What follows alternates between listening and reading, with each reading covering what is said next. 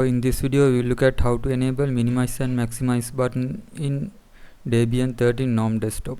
And also, if you want to add the taskbar and show desktop icons on your computer, I have linked those videos in the description as well. So what we need to do, first install a package called GNOME Tweaks, and here we will log in as root user first.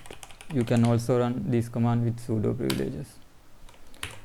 And so first we will update the package list with the apt update command, and then we need to install the GNOME Tweaks package, and we can find the name of the package by running the command apt search.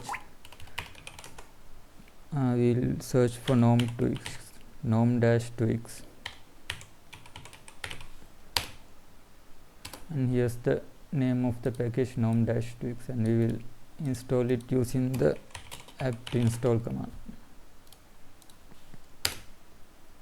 And it is already installed, and then we will open our application menu and we will search for tweaks, and here's the application, and here go to in the GNOME Tweaks, go to Windows and then enable this minimize and maximize switches, and that will add minimize and maximize buttons to our Windows now.